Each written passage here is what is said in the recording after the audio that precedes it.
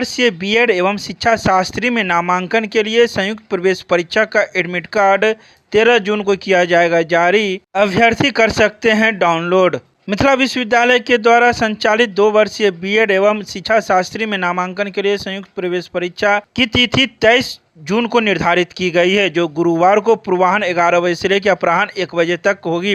वहीं CET BEd 2022 की प्रवेश परीक्षा के एडमिट कार्ड आधिकारिक वेबसाइट www.biharcetbed-lnmu.in पर दिनांक 13 जून से जारी कर दिया जाएगा। अभ्यर्थी आधिकारिक वेबसाइट पर 13 जून से लॉगिन कर अपना एडमिट कार्ड डाउनलोड कर सकेंगे।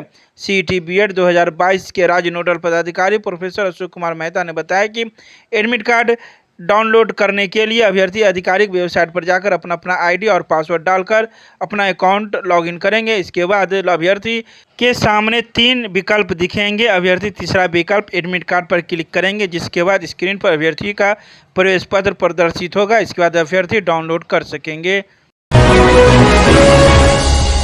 संस्कृत विश्वविद्यालय के कुलपति ने कुलसचिव से मांगे 17 बिंदुओं पर जवाब, 14 जून तक देने हैं उन्हें लिखित रूप से जवाब।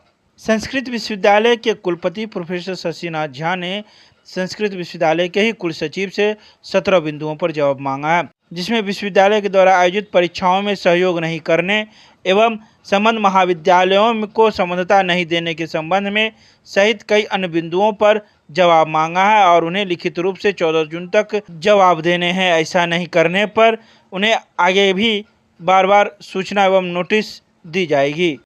बिंदु तो 17 हैं, बहुत विषय है उसमें पूछा गया है, वो सही जवाब देंगे। 14 तारीख तक हमने समय दिया है, 14 तारीख तक सचिव महोदय जवाब देंगे।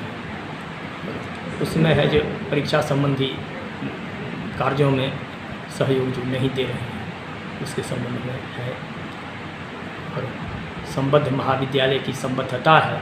संबद्धता के लिए सीनेट में पास हुआ था, 9 थे महाविद्यालय, इनकी संबद्धता देनी है राज्य सरकार को, सीनेट से पास है, उसका अभी तक नहीं गया है।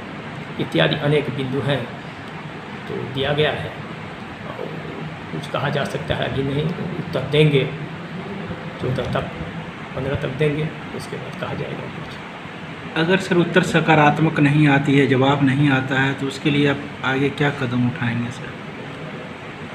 पुनः उनसे सकारात्मक जवाब देने के लिए प्रयास किया जाएगा। राजभवन को भी इसके बारे में लिखेंगे सर?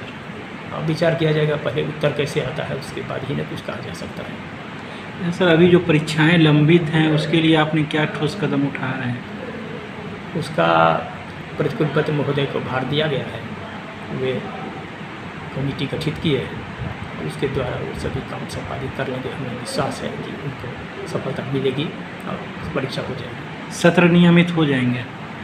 तो परीक्षा शुरू होगी तो सत्र नियमित किया जाएगा धीरे धीरे, एक ही बार में तो होगा नहीं, हो जाएगा।